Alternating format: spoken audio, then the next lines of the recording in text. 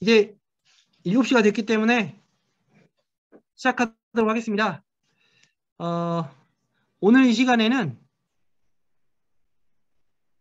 화성시 문화재단 도서관 본부에서 사서로 근무하시는 강환주 동무님을 모시고 2021년 사회대 공공기관 취업 진로주간 멘토링 12번째 시간을 갖도록 하겠습니다. 혹시 제 소리가 안 들리시면 채팅창에 소리가 들리지 않는다고 남겨주시면 제가 조치를 하도록 하겠습니다. 오늘 이 시간이 저는 개인적으로 굉장히 귀한 시간이라고 생각을 하는데요. 그렇게 생각하는 이유는 사실 공공기관으로서 지방자치단체에서 이렇게 도서관을 운영하는 곳이 우리 광주 전남 지역에 없습니다. 우리 동무님께서는 지금 경기도 화성시에 있는 문화재단에서 운영하는 공공도서관에서 근무를 하고 계시고요. 최근에 전국 각지에서 새로운 신도시가 만들어지고 또 아파트가 대규모로 지어지는 어떤 지역들이 이렇게 공공도서관이 조금씩 생겨나고 있는 추세이긴 합니다만 우리 지역은 아직 그런 추세가 눈에 띄지는 않습니다. 이미 상당히 큰 규모로 지역이 구성되어 있는 경기도 지역 그리고 화성시에서 이렇게 공공기관이 운영하는 도서관에서 사서로 근무하시는 동무님을 모시고 멘토링을 진행할 수 있다는 건 굉장히 좀 더 색다른 경험이지만 또 새로운 기회인 것 같습니다. 그래서 오늘 동무님께서 사전에 상당히 많이 준비를 해주셨으니까 여러분들이 오늘 멘토링 내용 잘 들으시고 궁금하신 거 사소한 거라도 많은 질문을 부탁을 드리겠습니다. 그러면 지금부터 멘토링 시작을 하겠습니다. 여러분 다 지금 마이크 꺼두신 상태실 텐데요. 동작으로나 아니면 마음으로 박수로 우리 강환주 동무님 환영하도록 하겠습니다. 시작할게요. 일단은 앞서 이제 선생님이 너무 잘 설명을 해주셨는데요. 저는 이번에 멘토링에 멘토로 참여하게 된 이제 문헌정보학과 13학번 13학번 학생이었고요. 현재는 17년에 졸업을 해서 화성시 문화재단에서 도서관 본부 목동인포 도서관에서 사서로 근무하고 있는 강한주라고 합니다. 반갑습니다. 네. 지금 보니까 조금 3, 4학년 분들이 확실히 많이 들어오신 것 같아서 들어보시다가 좀 궁금한 거 있으시면 바로 말씀해 주시면 좋을 것 같아요. 혹시 목소리가 좀 잘 안 들리실까요? 지금도 소리가 작게 들리실까요? 괜찮을까요? 네. 제가 좀 죄송하지만 며칠 전에 좀 사고를 당해서 그렇게 좀 많이 좀 목소리가 중간에 좀 끊길 수도 있을 것 같아서 좀 양해 좀 부탁드리겠습니다. 앞에 선생님 설명을 해주셨는데요. 제가 지금 소속되어 있는 화성시 문화재단에서 운영하는 도서관은 광주에서 운영되고 있지 않은 형태의 도서관입니다. 그래서 어떤 점들이 조금 다른지를 좀 중점적으로 들어주셨으면 좋겠습니다. 그래서 우선은 제가 속해 있는 화성시 문화재단에 대해서 간략하게 설명을 좀 드리고요. 저희 화성시립 도서관이 어떤 구조로 운영되고 있는지에 대해서도 설명을 드리고, 마지막에 이제 화성시 문화재단의 채용 과정하고 실제 제 입사 지원서를 통해서 이제 어떻게 하면 되는지 조금 말씀드리도록 하겠습니다.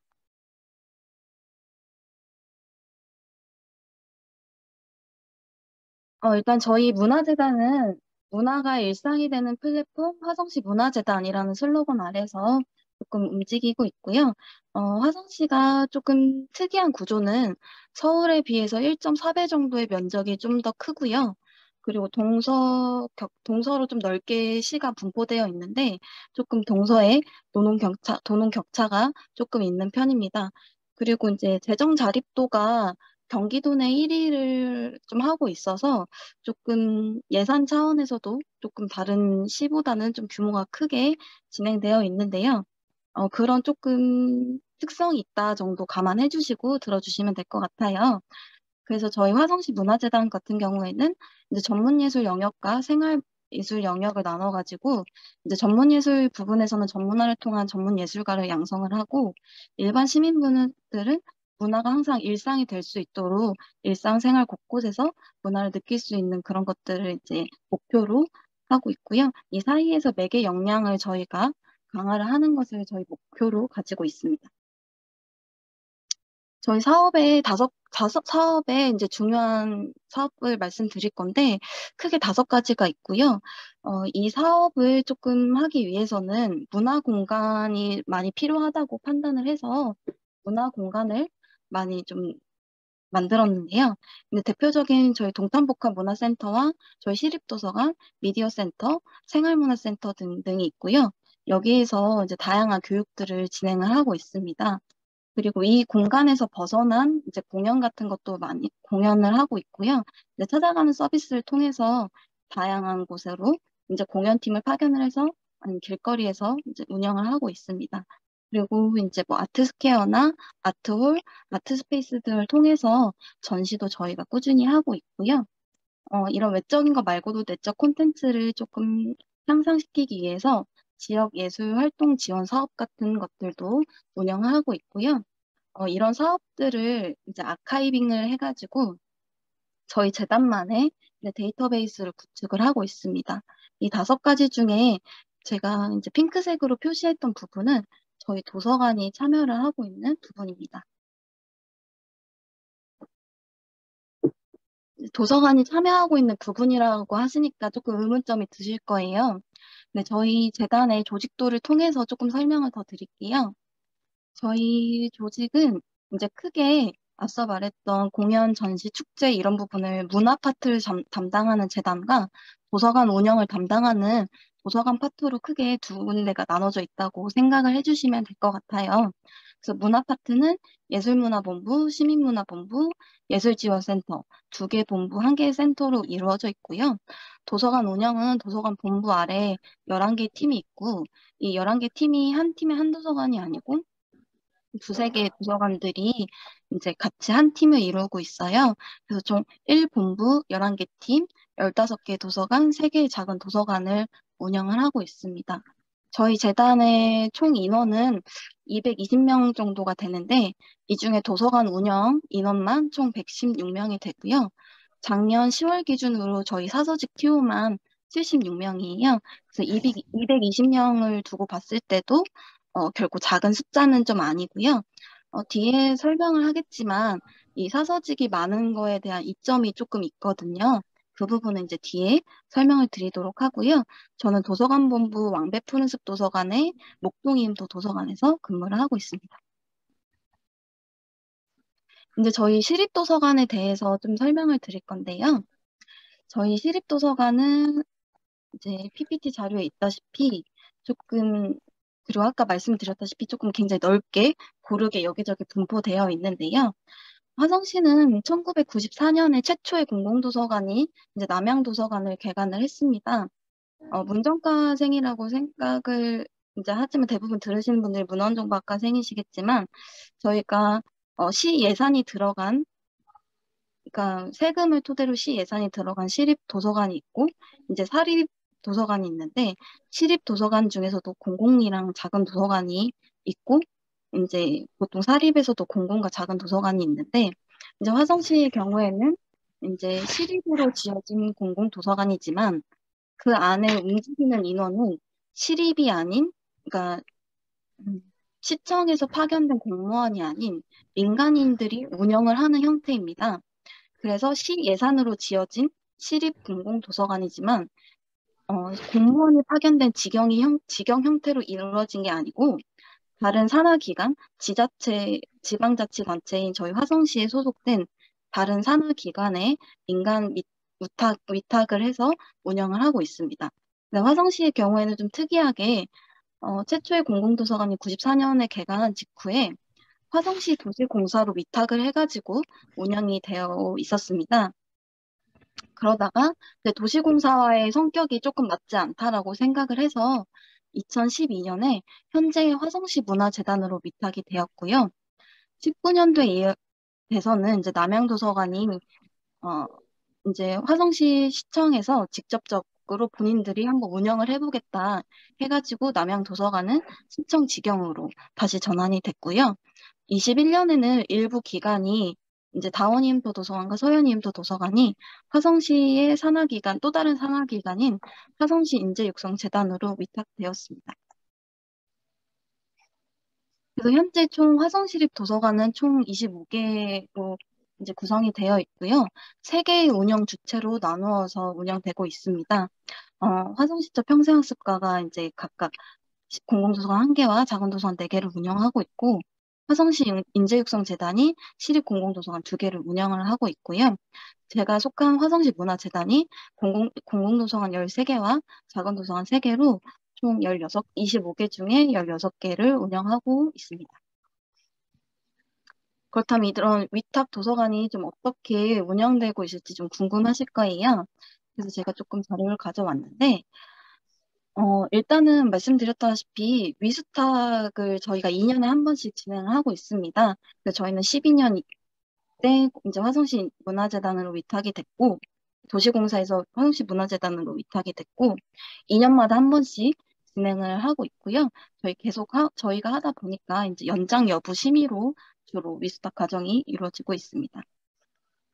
그리고 저희가 운영금은 말씀드렸다시피 시 자본이 되기 때문에 시청과 동일하게 본 예산 수립 과정을 거칩니다.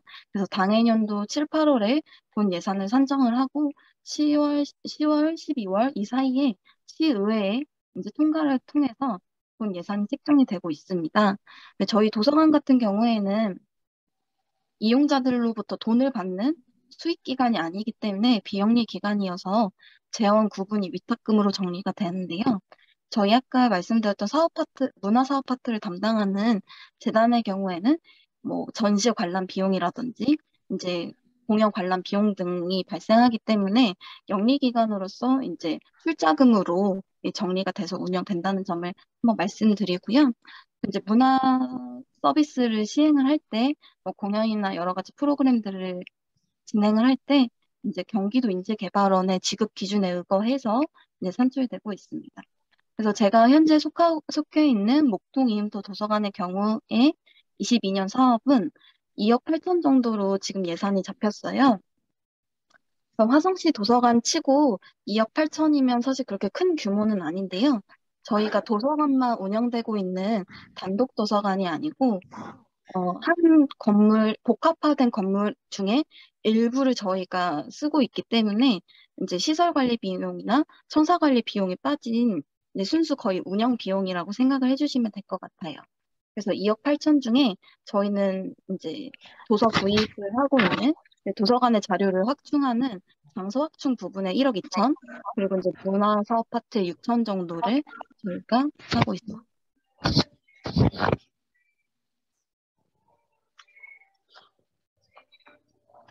네, 그리고 이제 제가 조금 중점적으로 드리고 싶은 부분은 이 부분인데요. 이제 그래서 공무원이냐 공무원이 아니냐 조금 헷갈려 하실 것 같아요. 제 설명을 들으면서. 근데 결론적으로 말씀드리면 저는 이제 공무원은 아닌데요. 아까 말씀드렸던 직영도서관, 그러니까 시에서 지었고 시청에서 파견된 공무원이 운영되는 이제 광주광역시 도서관 같은 경우에는 전부 다 공무원이고요. 저 같은 경우에는 위탁을 받은 민간 기관은 아니지만 또 위탁을 받은 도서관이기 때문에 근로자로 명명이 됩니다. 그래서 이게 굉장히 큰 차이점을 발생시키는데요. 공무원의 법령 해석은 국가와 국민을 위해 헌신하는 봉사자로 규정이 되어 있고요. 근로자의 경우에는 나의 근무 능력을 제공하고 그에 따른 지급을 받는 근로자로 이제 명명이 되어 있습니다. 그래서 저희 신분을 정하는 법령에 따라서 많은 차이점들이 발생되는데요. 일단은 저희가 뭐 일반 통상적으로 9시부터 18시까지 근무를 해서 8시간을 근무를 하고 월화수목금 근무를 해서 주 40시간을 기본적인 근무 형태로 가지고 있습니다. 그런데 이제 근로기준법에 의해서 근로자는 최대 일주에 52시간의 근무만 할 수 있도록 되어 있거든요. 그 도서관이라는 게 특히 공공도서관이라는 게 주말 근무도 반드시 포함되어 있습니다. 대부분이. 그래서 주말 근무 같은 경우에는 공무원 같은 경우에는 내가 토요일을 근무했어도 일요일을 근무를 할 수가 있는 겁니다. 왜냐 공무원은 52시간에 적용을 받지 않기 때문인데요. 저 같은 경우에는 토요일에 8시간 근무를 했으면 48시간이 되기 때문에 일요일날 또 8시간을 근무할 수가 없어요. 그래서 법적으로 어, 어떻게 보면 강제로 워라밸을 이제 어, 보장을 받는다라고 생각을 해주시면 될 것 같고요. 공무원은 52시간의 제한이 없기 때문에 음, 많이들 이제 워라밸을 생각하고 공무원을 지원을 하시지만 제 친구들, 저랑 같이 졸업했던 동기들이나 뭐 제 주변에 있는 공무원들을 보시면 이제 52시간보다 훨씬 더 많은 근무들을 하세요. 월에 한 평균적으로 50시간의 초과 근무를 하고 있는 걸로 제 주변은 알고 있습니다. 근데 이제 근로기준법에 이게 적용받다 보니까 저 같은 경우는 이렇게 초과 근무가 발생을 했을 때 1.5배 이제 근로수당을 받게 됩니다. 하지만 공무원은 이제 1.5배로 받지 않는 거예요. 그래서 이거에 대해서도 금액이 이제 발생되는 부분이 차이가 있다라고 생각을 해주시면 될 것 같고요. 그렇지만 저희가 공무원 임금 기준을 차용을 하기 때문에 똑같이 이제 호봉제로 9급부터 이렇게 호봉제로 동일하게 인정을 받고요. 또 동일하게 인정되는 부분이 복지 부분입니다.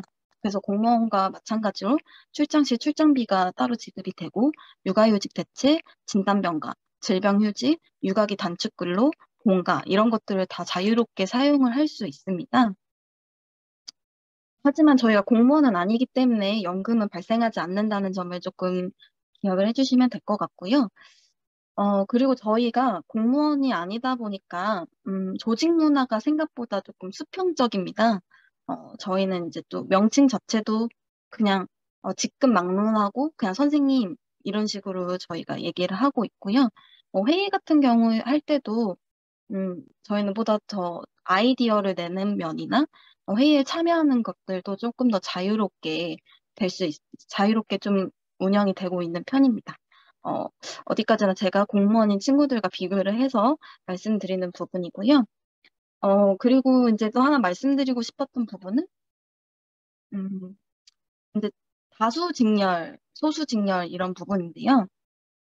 어, 이제 공무원의 경우에 사서직은 굉장히 소수직렬에 들어갑니다. 행정직 20명 뽑을 때 사서직은 두세 명 뽑을까 말까 한 이 정도가 되거든요.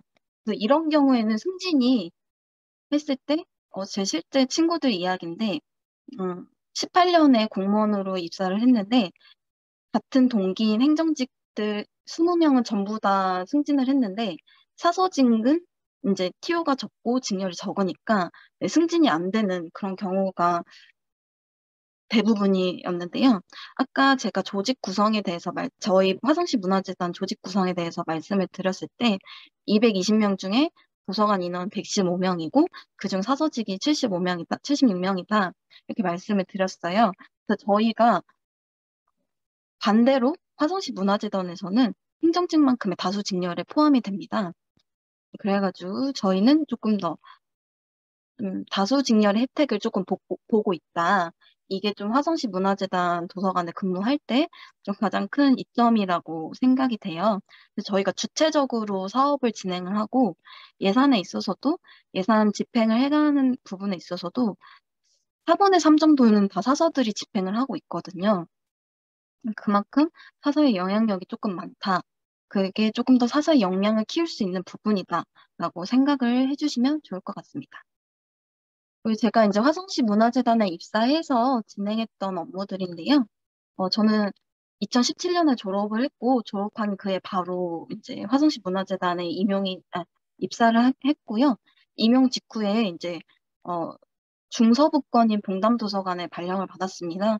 그래서 유아 어린이 종합자료실 단계별을 거쳐서 자료실 담당을 했었고요. 좀 정보 취약 계층이나 연간 공연 프로그램들을 진행을 했었습니다. 그리고 19년도 여름에 어, 개간 TF팀으로 발령을 받아서 6개월 정도 도서관 개간에 좀 참여를 했었고요. 20년도에 그 개간팀이 목동 이음터 도서관으로 개간을 했고, 20년도에 목동 이음터 도서관인 이제 현재 팀으로 발령을 받게 됐습니다. 그래서 목동 이음터 도서관에서는 뭐 통합자료실도 같이 운영을 했었고요. 상하반기 문화교실이나 뭐 연간 문화 행사 같은 것들을 주로 담당을 했었고, 현재는 음악자료실을 담당을 하고 있는데요. 지금 포인트 준 부분의 업무에 대해서만 조금 간략하게 설명을 드리도록 하겠습니다. 일단 정보 소외 계층 프로그램을 진행을 했었는데요. 저희 지역 내에 정보 취약 계층을 우선 확인을 해서 이제 그쪽으로 컨택을 했는데요. 저희 도서관 근처에는 3개의 지역 아동 센터가 있었고, 이제 학교를 그만둔 고등학생들, 중고등학생들을 대상으로 지원을 해주는 학교 밖 청소년 지원센터라는 것도 저희가 컨택을 해가지고 이제 상호 협력을 위한 MOU 체결을 통해서 저희가 좀 찾아가는 서비스를 실현을 했었습니다. 그래서 프로그램을 기획을 해서 해당 강사를 그 센터 내에 파견을 해서 프로그램을 진행을 했고요. 프로그램 진행 외에도 이제 달에 한 번씩 60권 내지 150권 사이의 책을 월로 배달을 해서 저희가 조금 더 정보 제공을 했던 부분이고요. 제가 처음 발령 받았던 봉담도서관의 경우에는 중서부 지역으로서 이제 서부 권역이었습니다. 앞서 말씀드렸다시피 저희 화성시가 서와 동으로 나누어져 있고 도농 격차가 좀 심한데 그중에서 서부 권역이 조금 낙후되어 있고 조금 더 농촌에 근접한 부분인데요. 그러다 보니까 동부권에 비해서 문화생활을 향유할 수 있는 부분이 조금 시설적인 측면에서도 많이 떨어졌었습니다. 근데 저희 도서관에서는 170석 규모의 공연장이 지하에 마련되어 있어서 이제 연간 공연을 진행을 했었고요. 매월 한 달에 한 번씩 공연으로 이제 이용자분들 만나 뵙는 거였는데 이제 공연의 종류도 매번 똑같은 공연이 아닌 뭐 창작낭도, 서커스, 플라멩고, 국악, 쇼카이어, 뮤지컬 이런 것들로 좀 다양하게 구성을 해서 이용자들한테 좀 제공을 했던 부분이고 이런 부분은 굉장히 많은 호응을 받았던 사업이었습니다. 그리고 저희가 조금 정규 프로그램이라고 할 수 있고 문화 사업에 있어서 좀 큰 파트를 차지를 하고 있는 이제 상하반기 문화교실이 있는데요. 한 학기마다 상반기, 하반기로 나누고 있고요. 한 학기마다 보통 평균적으로 7개의 프로그램을 진행을 하고 각 프로그램이 12주차에서 16주차로 진행이 되고 있습니다. 그래서 생애 주기별에 맞춰서 어린이, 유아동, 그리고 성인, 그리고 노년층에 맞춰서 프로그램들을 제공을 하고 있고요. 유아동의 경우에는 이제 교과 연계된 프로그램들, 뭐 음, 뭐 보드게임을 활용한 수학이라든지 코딩이라든지 이런 프로그램들을 진행을 했었고요. 또 어린이 유아의 경우에는 책 읽기가 어렵기 때문에 어떻게 책을 잘 읽을 수 있는지 책과 친해지는 책놀이 방법 등을 알려주는 프로그램들을 진행을 했었고 성인의 같은 경우에는 이제 취미와 교양 위주로 프로그램들을 진행을 해서 뭐 가죽공예라든지 프리저브드라든지 이런 프로그램들을 진행을 했고 캘리그라피나 두가트 자격증 이런 것들도 진행을 했었습니다. 그리고 현재 도서관에서는 제가 특화 자료실을 담당을 하고 있는데요. 목동 이음터 도서관의 경우에는 특화 주제가 이제 음악으로 되어 있습니다. 여기 좀 특이하게 특화 주제를 단독 자료실로 이제 뺀 경우인데요. 저희가 이제 특화 주제가 음악이다 보니까 비도서 자료를 좀 중점적으로 수집을 하고 있는데요. CD, DVD, LP, 그리고 CD 수록 자료 같은 거, 뭐, 이제 아이돌 앨범 같은 걸 사서 아이돌 앨범에 포함된 이런 것들을 다 전시를 하고 있고, 또 제공도 하고 있고, 이제 그렇게 진행이 되고 있고요. 특화 주제에 맞춰서 올해는 뮤직 테라피라고 음악 심리 치료 프로그램을 진행을 했었습니다. 이제 다음으로는 이제 화성시 문화재단 채용 과정과 입사 지원에 대해서 말씀을 드리도록 하겠습니다.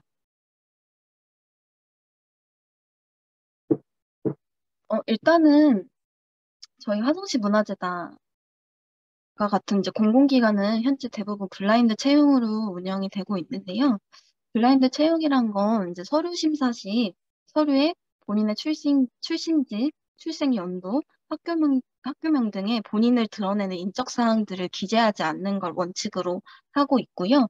이게 이제 되면 그 서류에서 탈락이 되는 경우가 있으니까 이런 부분을 좀 배제하고 하는 거고요. 이걸 배제하는 이유는 그 사람만의 능력을 보겠다라는 거와 이제 공평성을 취하겠다라는 부분을 가지고 있습니다. 그래서 제가 입사한 이후에 후임들을 조금 받았는데 그 선생님들이 다 나이가 40이 넘은 선생님들도 조금 많으셨어요. 그만큼 조금 채용에 있어서 이제 편견을 두지 않고 채용을 하겠다라고 생각을 해주시면 될 것 같아요. 서류 심사를 하고요. 그다음에 이제 필기 시험을 보고 인적성 직무 능력 검사를 하고 마지막으로 면접 심사를 통해서 최종 합격을 하게 되는데요. 이제 필기 시험 같은 경우에는 저희는 사서직이기 때문에 자료 분류랑 정보 공사 시험을 봤었습니다. 여기 이제 19년도에 입사 이제 지원 관련 채용 공고였는데 이제 문화예술, 학예, 사서 이런 다양한 부분에서 뽑았는데 사서는 이제 제한 경쟁으로 들어가게 됩니다. 그래서 이제 공고일 기준 준사서 이상의 자격증을 소지한 사람들만 뽑게 되어 있고요. 그렇기 때문에 이제 졸업 후에 응시가 가능하다라는 점을 조금 생각을 해주셨으면 좋겠고, 화성시 문화재단은 조금 특이한 점은 자원봉사 시간을 보는 점입니다. 그래서 이제 내가 얼마만큼의 자원봉사를 했는지에 따라서 약간의 우대 요건이 들어가야 된다는 점을 참고해 주시면 될 것 같습니다. 실제 제 입사 지원서인데요. 제 거는 좀 흐린 눈으로 봐주시면 좋을 것 같아요. 근데 좀 친절하게 채용 공고에 입사 지원서 부분에 이력서와 경험 및 경력 기술서가 나와 있는데 이걸 어떻게 작성을 하면 되는지 좀 그런 부분이 나와 있습니다. 그래서 이런 부분을 참고해서 해주시면 될 것 같고요. 저는 이제 신규 채용이었기 때문에 경력이 아닌 경험 사항도 기재를 할 수 있었다라고 이제 봐주시면 될 것 같아요. 그래서 여기에 쓸 수 있는 부분은 한정되어 있기 때문에 이 부분은 본인이 어필할 수 있는 부분을 조금 중점적으로 써주시면 좋을 것 같습니다. 네, 경험 및 경력 기술서를 토대로 제가 어떤 대학 생활을 했는지 좀 말씀을 드릴게요. 저는 이제 1, 2학년 때, 지금도 있는지 모르겠지만, 학도봉이라고 학교 도서관 봉사 동아리를 이제 활동을 했었고요. 이 학도봉이 당시에 대학 본부에서 진행했던 전공 연계 봉사 프로그램에 참여를 하게 됐습니다.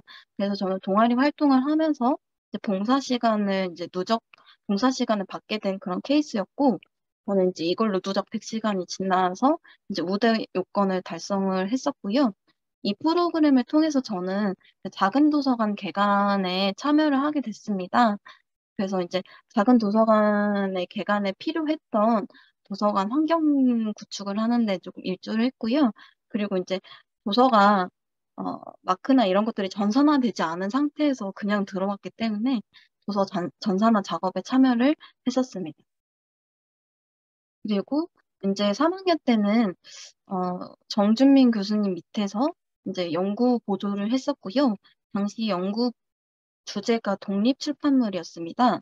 2015년 당시에는 이제 독립출판이 이제 막 떠오르기 시작할 때여서 독립출판이란 어떤 거고, 어떤 형태로 출판이 되는 거고, 그래서 어떤 내용들이 있는지 이런 것들을 좀 공부를 했었습니다. 그래서 공부한 내용을 이제 문헌정보학과 학생들과 다 같이 공유를 하고 싶어서 문헌정보학과 주간 때 이제 전시를 실제로 기획을 했고 일주일간 전시를 운영을 했었습니다. 그리고 3학년 때 마찬가지로 이제 전남대 중앙도서관에서 이제 근로장학을 했었고요. 3학년 때는 자료실에서 근무를 했었고, 4학년 때는 이제 수서팀에서 근무를 하게 됐습니다. 그리고 제가 3학년 때 실습을 공공도서관으로 나갔거든요.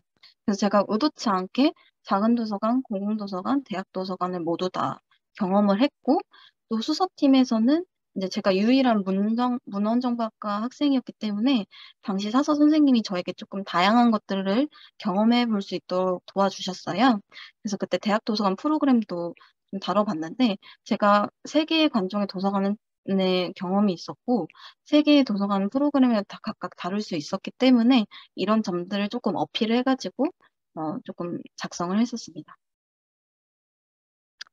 그리고 이제 인적성 시험까지 끝나게 되면 면접이 있는데요. 이 면접 전에 자기소개서를 제출하도록 되어 있습니다. 그래서 채용 공고문에 보면 이제 직무기술서가 나와 있는데요. 이제 경력기술서나 이력서에서도 이 직무기술서를 참고를 해서 작성을 했는데 이 직무기술서를 보면 입사하고자 하는 회사가 원하는 인재상을 조금 알 수 있습니다. 그래서 이 회사에서 어떤 사람을 뽑고자 하는지, 예, 그런 것들이 분석이 가능하거든요. 그래서 그런 분석을 통해서, 아, 이 회사는 이런 사람을 원하는구나. 이런 쪽에 능력 있는 사람을 원하는구나를 파악을 하셔서, 그거에 이제 저의 어필할 수 있는 부분을 최대한 어필해서 자기소개서를 작성을 했었습니다. 자기소개서도 이제 2017년에 작성한 거기 때문에 그냥 좀 흐린 눈으로 봐주시면 될 것 같고요. 저 같은 경우는 이제 서론, 본론, 결론으로 보통 나눠서 쓰는데 서론 부분이 굉장히 어려웠습니다. 보통 성장 배경을 쓰는데 이게 내가 성장을 어디서부터 어디까지 써야 되는 거고 너무 유치해지지 않을까? 약간 이런 것들에서 굉장히 많이 고민을 했었는데 어차피 사서직에 지원을 하는 거기 때문에 사서라는 직업을 꿈꾸게 된 배경을 조금 중점적으로 작성을 하게 됐고요. 내가 이 사서라는 꿈을 어떻게 해서 가지게 됐고, 그리고 내가 사서가 된다면 어떤 역할을 하고 싶은지, 사서로서 어떤 것들을 이루고 싶은지 직업적 목표를 조금 기술을 했었습니다. 그리고 본론에는 내가 이런 사서가 되기 위해서 어떤 노력들을 했는지에 대해서 이제 좀 기술을 했고요. 구체적인 사례를 이제 들어서 작성을 하고, 또 이제 중요한 부분은 수치화를 해서 조금 더 임팩트 있게 기술을 했다는 차이점이 있는데요. 그냥 3학년부터 4학년까지 2년간 근무를 했습니다. 이것보다는 뭐 주 20시간, 연간 뭐 300시간, 그리고 작업은 일일 평균 1200건. 이런 식으로 했을 때 조금 더 제 노력이 좀 더 명확하게 보이고 임팩트 있게 다가갈 수 있다고 생각을 했습니다. 그리고 본론에서, 이제 두 번째 본론에서는 제가 이런 경험들을 통해서 어떤 문제점이 있었는데 이 문제를 어떻게 개선을 했는지, 내가 얼마만큼 성장을 했는지, 그리고 나는 사서로서 어떤 역량이 있는지 이런 것들을 조금 더 자세하게 기술을 했었고요. 결론 부분에서는 이 회사에 맞는, 이 회사를 좀 분석을 해서 이 회사에 맞는 프로그램들을 제안을 하는 등 좀 저를 세일즈를 좀 했습니다. 회사에 나를 제시해서 나는 이런 사람이고 이런 것들을 할 줄 아는 사람이기 때문에 나를 조금 뽑아주세요라고 좀 자기소개서를 작성했었습니다. 그래서 제가 이제 취업 준비를 했고, 그리고 입사를 한 5년 차 이제 입사를 했는데, 이걸 통해서는 좀 여러분들에게 드리고 싶은 좀 말씀이 있는데요. 최대한의 경험을 좀 해보셨으면 좋겠습니다. 저의 기준으로 말씀을 드리면, 제 친구 중에 열의 8명은, 그러니까 문정과 친구 중 열의 8명은, 나 공무원이 될 거야 라고 얘기를 했었습니다. 진로에 대해서 고민을 할 때. 근데 공무원이 된다는 게 나쁜 거는 아니지만, 공무원이 되시거나 저처럼 이제 다른 형태의 도서관에 근무를 하시더라도, 최대한 많은 경험을 해보셨으면 하는 게 조금 추천을 드리는 방법이에요. 예를 들어서, 음, 너 어떤 남자가 이상형이야? 뭐 이렇게 물어봤을 때, 이렇게 말을 하는 경우가 있고, 구체적으로, 아, 나 이런 거, 저런 거, 이런 거, 이런 면이 있었으면 좋겠어. 라고 이렇게 얘기를 하는 사람이 있는데, 그거를 나누는 부분은 경험인 것 같아요. 뭔가 내가 실제로 남자를 사귀어보고 소개팅도 여러 번 나가봤을 때, 아, 이런 건 좀 나랑 안 맞는다. 이런 부분이 나랑 맞는다. 이런 것들을 경험을 토대로 알게 되는 부분들이거든요. 저도 몰랐던 부분을.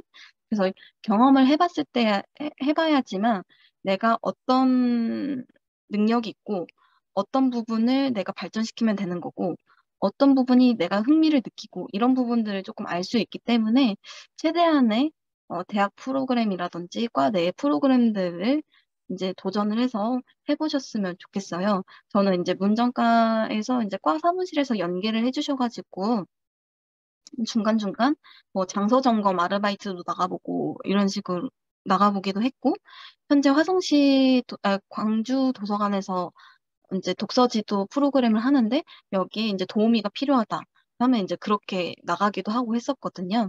그래서 소소한 경험들도 좋으니까 최대한 많은 것들을 경험을 해보셨으면 좋겠습니다. 그리고 두 번째로는 이제 다양한 정보를 접근을 해보는 건데요. 일단은 취업 준비를 도와주는 사이대 행정실이 있습니다.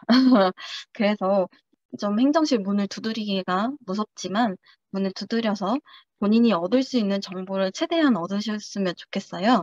그래서 이미 제 이야기를 듣고 계신 분들이라면 어느 정도 사이대 행정실을 좀 잘 활용을 하고 계신 것 같아서 조금 더 적극적으로 활용을 해주셨으면 좋겠고요. 그리고 정보 탐색 시간에 배우실 텐데 정보 탐색은 브라우징 기법이 있고 정보 탐색 기법이 있습니다. 내가 목표가 정확하지 않을 때는 브라우징을 통해서 내가 카테고리를 해 가는 과정인 거고 정보 탐색은 내가 명확한 목표가 있어서 이 목표에 접근되는 정보를 찾아가는 과정인데요. 혹시 내가 진로에 대해서 조금 정보가 불투명하다 싶으면 이제 브라우징 기법으로 사서 이마을에 접근을 해주시면 될 것 같아요. 이제 문정과생이시고 하다 보니까 아무래도 사서 이마을이라는 커뮤니티에 대해서 들어보셨을 텐데요. 사서 이마을은 이제 네이버 카페인데 현직 사서들이 이제 많은 교류를 하고 있는 커뮤니티입니다. 그래서 여기서 정규직이나 비정규직, 기간제 이런 것들을 정보가 굉장히 많이 올라오고 있고 최대로 활성화된 커뮤니티이기 때문에 좀 적극적으로 활용을 해주셨으면 좋겠고요. 그리고 이제 공공기관의 취업만 알리는 잡알리오라는 사이트가 또 있습니다. 그래서 이런 부분도 조금 활용을 해주셨으면 좋겠습니다.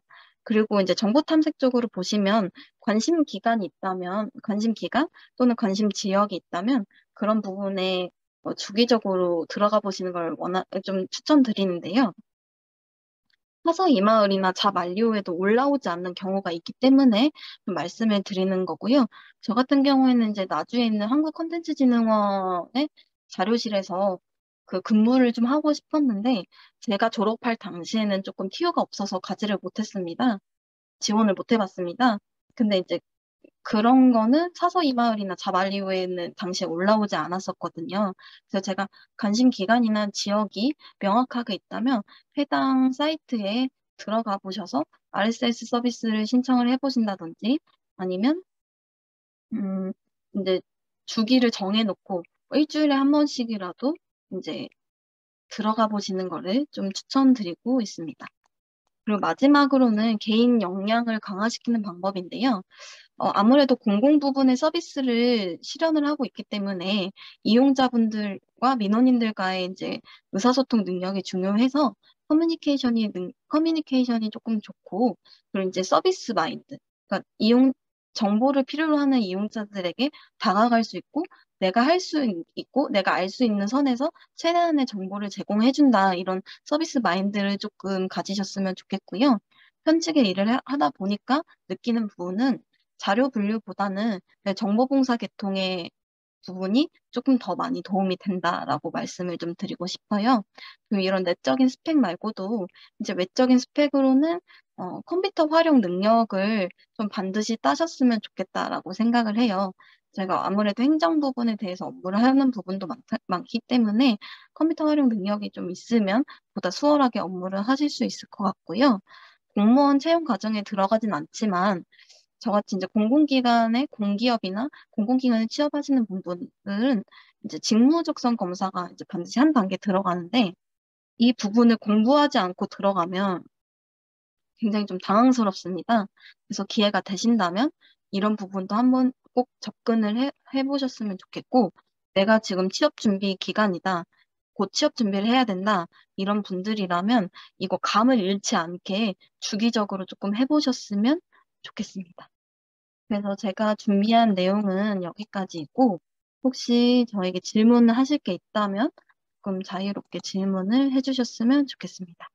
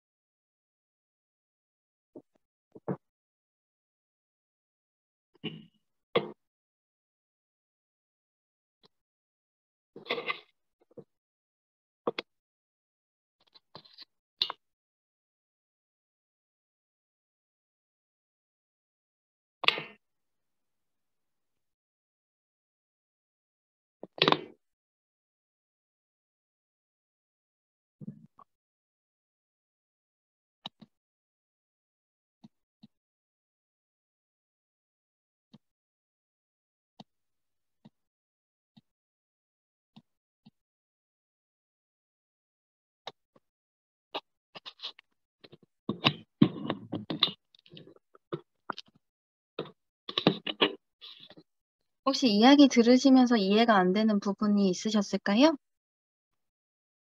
아니면 실제로 이런 부분에 대해서 조금 취업을 고려하고 있다, 이런 부분도 고민이 되고 있는 부분이 있으면 말씀을 해주시면 제가 아는 한에서 답변 드리도록 하겠습니다.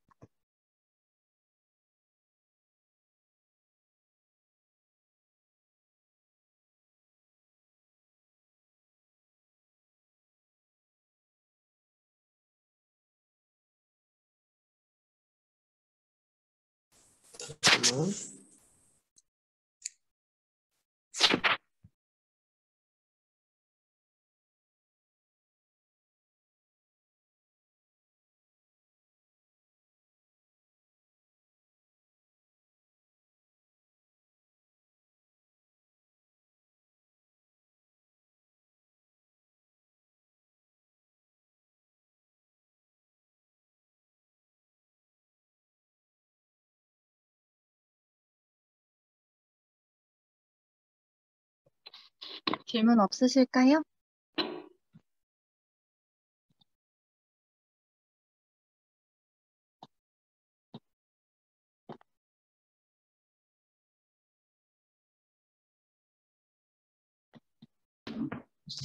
동훈님, 제가 질문 하나 드려도 될까요? 네네. 그 이제 공공기관에서 근무하시면서 네. 여러 가지 업무를 네. 하셨잖아요. 혹시 그런 업무들을 할 때 대학생활 동안에 했던 것 중에서 도움이 좀 됐던 거라든가 유용했던 것들이 있을까요? 지금 생각해 보시니까 관련이 좀 있었던 것 같다라던가 아니면 도움이 좀 된 것 어, 같다라고 하시는 거나 기억에 남으시는 것들. 저는 이제 수업적인 측면에서는 아무래도 이제 독서 지도론 이쪽 수업이 조금 더 많은 영향을 좀 받았던 것 같아요. 그 당시에 이제 내가 어떤 프로그램들을 하고 싶은지 이런 것들을 실제로 기획을 하는 작업들을 했었거든요. 그래서 독서지도 실습도 있었고, 독서지도론 수업에 있어서 그런 것도 했었고요. 그리고 제가 당시 졸업할 당시에는 이제 그 졸업 논문 대신에 그 프로그램 기획서를 제출을 하는 방식으로 되어 있었습니다. 그래가지고 이제 제가 직접적으로 프로그램을 운영하지 않더라도 머릿속으로 이런 프로그램들이 있었으면 좋겠다. 저런 프로그램들은 어떻게 운영될까? 이런 것들을 생각을 해서 좀 공부를 했고 같이 다른 조별 활동을 통해서도 그 프로그램을 이제 구체화하는 실습 같은 것들을 통해서 조금 명확하게 조금 더 준비된 상태로 현장에서 일을 할 수 있어서 그런 부분이 좀 많이 도움이 됐던 것 같습니다. 그러면 네. 혹시 이제 개인적으로 네. 앞으로 계속 어, 현재 일하시는 분야에서 네. 경력을 쌓으실 거고 네. 또 다른 일들을 하시게 될 텐데 뭐 앞으로 해보고 싶은 일이나 혹은 지금 현재 속해 있는 기관에서 네. 앞으로 좀 중점적으로 하려고 하는 일인데 광주와 같이 네. 다른 지역에 있는 도서관에서도 한번 시도해봄직한 그런 프로젝트나 어떤 사업들이 있을까요? 음, 일단 저희가 이번에 좀 중점적으로 했던 거는 이제 저희 타도서관, 중앙도서관 쪽에서 작업을 했던 건데, 이제 독립출판을 실제로 도서관에서 시행을 했다는 점입니다. 제가 그 독립출판 전시를 준비할 당시에 이제 그 교수님께서는 도서관에서 실제로 독립출판을 해야 된다. 이용자분들이 가지고 있는 컨텐츠를 도서관이라는 매개체를 통해서 직접적으로 그거를 실현화시킬 수 있도록 도서관이 도와야 된다. 이런 것들을 했었는데 실제로 올해 저희가 그거를 했었고 출판 기념회까지 저희가 열었었거든요. 그래서 이제 그런 부분의 사업을 조금 더 이제 성장을 시킬 예정이고요. 그리고 저희는 이제 한옥시 문화재단에 있는 사업팀과 결합을 해서 도서관 상주 작가 사업을 또 진행을 했었습니다. 그래서 네. 도서관에서 작가를 양성할 수 있도록 공간을 저희가 제공을 하고 필요한 자료들을 제공을 해서 이 작가분이 작업 활동을 할 수 있도록 지원을 하고 이분이 저희에게 재능 기부를 함으로써 이제 지역 작가를 발전시키고 저희 도서관도 상생을 하는 방향으로 했었는데 이 그 상주 작가 같은 경우에는 다른 시도에서도 조금 비교적 조금 쉽게 접근할 수 있는 부분이어서 광주에서도 할 수 있지 않을까 이런 생각을 좀 하고 있습니다. 네, 답변 감사드리고 마지막으로 한 가지만 더 여쭤보고 저는 네. 이제 질문을 네네. 마칠까 합니다. 네. 저만 질문한 것 같아서 죄송스러운데, 어, 저희, 전남대학교 문헌연구학과에서도 사실, 최근에는 이제 지금 방금 말씀하신 것처럼 단지 그냥 도서관을 책을 보는 곳이 아니라 컨텐츠를 만들어내는 곳, 네. 그리고 기존에 있던 컨텐츠에 뭔가 부가가치를 창출할 수 있는 어떤 활동들을 더 하는 것을 좀 중점적으로 진행을 하고 있습니다. 뭐, 휴먼 라이브러리 프로젝트라던가, 이런 것들이 이제 대표적이라고 보이는데, 음, 그러한 활동들을 그러니까 앞으로 어떻게 보면 도서관이 앞으로 나아가야 될 방향이나 혹은 변화돼야 될 모습에서 도서관에서 사서뿐만 아니라 도서관을 운영하는 구성원으로서 어, 지금 현재 대학에서 관련 전공을 배우거나 교육을 받거나 훈련을 받고 있는 우리 대학생들에게 이런 경험이나 이런 능력을 키우기 위해서 좀 노력할 필요가 있거나 혹은 학교에서 제공해야 될 것들이 뭐가 있을까요? 그런 관점에서. 그 도서관 발전에 대한 부분이 말씀이신 거죠? 도서관 앞으로 발전. 앞으로 변화될 도서관의 모습을 우리가 예견해 보거나 아니면 좀 예측을 해봤을 때 대학에서는 그러면 어떤 것들을 어, 공부한 학생들에게 제공해야 될지 그리고 학생들은 개인적으로 어떤 노력을 좀 해야 될지 그 두 가지 측면에서 좀 말씀 부탁드리겠습니다. 일단은 제가 이제 뭐 현직에서 그러니까 문헌정보학계에서 공부를 하고 있는 사람은 아니기 때문에 앞으로 도서관이 어떻게 이제 전에 이제 그러니까 연구를 해주셨던 그 교수님처럼 제가 앞으로 감히 도서관이 어떤 식으로 변할 것이다라고 예측은 못하겠지만 제가 현장에 있다 보니까 느낀 거는 어, 정보센터의 기능보다는 문화센터로서의 기능이 더 많이 부각이 되고 있다라는 거를 정말 현장에서 절절하게 느꼈거든요. 그래서 그렇지만 제가 아까 전에 앞선 질문에서 어떤 부분이 도움이 됐냐라고 얘기를 했을 때 과목적인 측면에서는 제가 독서지도 실습 이 정도만 언급을 해드렸고 아까 드리고 싶은 말씀에서도 자료 분류보다는 정보봉사 계통이 조금 더 도움이 될 거다라고 말씀을 드렸었어요. 그래서 이제 대학에서는 아무래도 이제 공공도서관 파트, 그러니까 대학 여러 관종의 도서관이 있지만 가장 큰 파트를 차지하고 있는 부분은 아무래도 공공도서관 거예요. 그래서 공공도서관에 사서 취업이 많이 이루어지고 있는 현실을 반영을 했을 때 조금 더 내가 그 사서 역량을 강화시킬 수 있는 방법은 아무래도 실제 도서관이 어떤 문화 프로그램들을 하고 있는지, 어떤 콘텐츠들이 진행되고 있는지, 그리고 그게 어떤 식으로 운영되고 있는지, 뭐 그런 것들을 조금 더 세세하게 알려줄 수 있는 부분들이 조금 필요하지 않을까. 직간접적으로라도 참여해볼 수 있는 뭐 그런 것들이 필요하지 않을까 싶어요. 뭐 인근에 있는 학교와 인근에 있는 도서관과 연계를 해가지고 저희가 실습을 나가고 있는데 그 실습에서도 사실 겉핥기식으로 배우고 있거든요. 저 때는 이제 3주 정도만 실습을 했었기 때문에 그래서 그런 부분이 조금 더 심화돼서 실질적으로 참여를 해볼 수 있는 것들이 좀 더 됐으면 좋겠고, 그게 이제 문헌정보학과가 이제 인근에 있는 도서관들과 연계를 해가지고 그런 부분은 조금 더 강화를 해주면 좋지 않을까, 이제 이런 부분을 조금 생각이 들고요. 앞서 말씀드렸다시피 학생분들은 조금 더 정말 많은 것들을 적극적으로 해볼 수 있었으면 좋겠어요. 이제 이건 좀 태도의 문제인데, 어, 뭐든지 배울 수 있다라고 생각을 하면 조금 달라지거든요. 그러니까 약간 꼰대 같은 말일 수도 있지만, 제가 어떤 경험을 했는데 이 경험이 항상 좋을 수만은 없어요. 나쁠 수도 있거든요. 근데 이 나쁜 게 기분이 나쁘다로 끝나는 게 아니고, 그런 점들을 하면 안 되겠다. 그런 거를 하면 안 되겠다. 이런 것들도 배워나가는 거거든요. 그래서 그렇게 생각을 하고, 소소한 거라도 좀 더 도전을 해보셨으면 좋겠습니다. 네, 답변 자세하게 해주셔서 감사합니다. 지금 그 사이에 신영준님께서 질문을 하나 주셨는데요.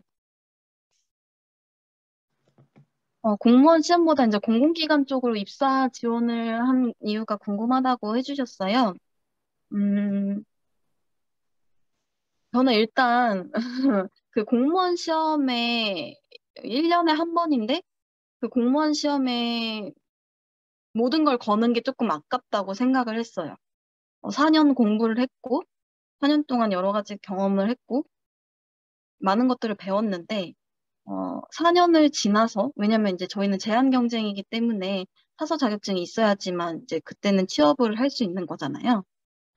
그 공백도 너무 개인적으로 안타까웠고, 그렇게 1년을 했는데, 한 번에 되면 그 1년만으로 지나가는 거지만, 그게 실패를 했고, 내가 다음 연도 준비를 하고, 다다음 연도에 준비를 했을 때, 그 시간만큼 저에게 인생에 공백이 생긴다고 생각을 했어요. 그러니까 다른 데 입사 지원을 했을 때도 26살인데 이 회사가 첫 입사예요. 여자의 경우에 26살일 때.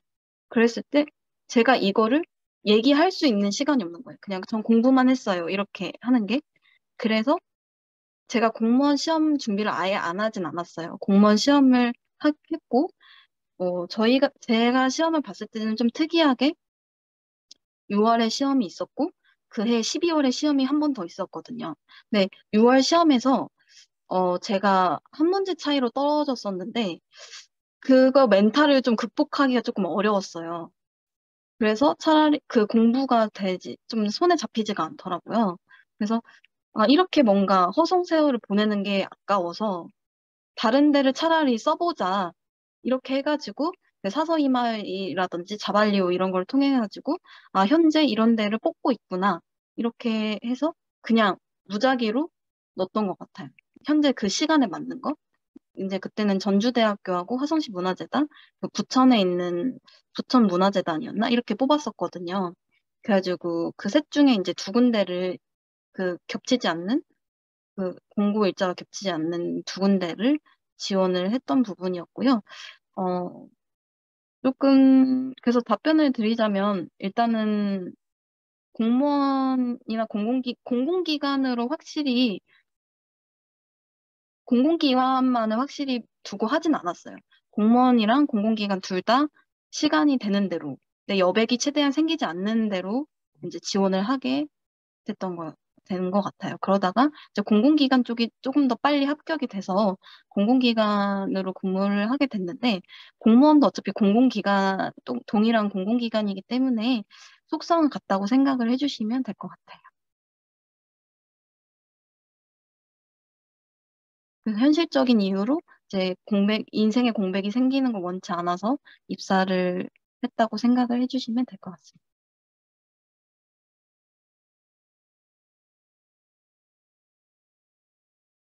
네, 네, 혹시 다른 감사합니다. 분들, 네, 뭐 질문 더 있으시면 한 분 정도 받고 오늘 마치려고 합니다.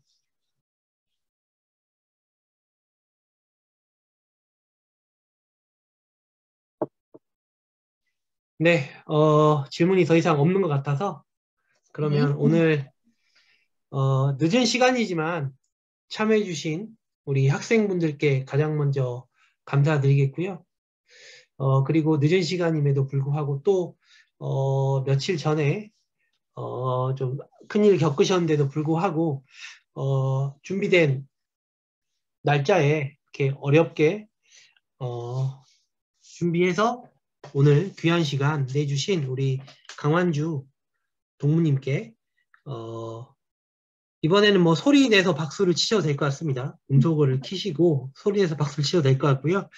그게 좀 힘드시면 네, 어, 마음의 박수를 크게 보내드리고 마치도록 하겠습니다. 오늘 시간 내주신 여러분 그리고 강원지 동무님 큰 감사드리겠고요. 앞으로 여러분들이 이번 멘토링을 계기로 본인이 꿈꾸는 그리고 희망하는 분야로 사회 주시하는데 더 큰 동력이 되기를 바라겠습니다. 오늘 여기서 마치겠습니다. 감사합니다.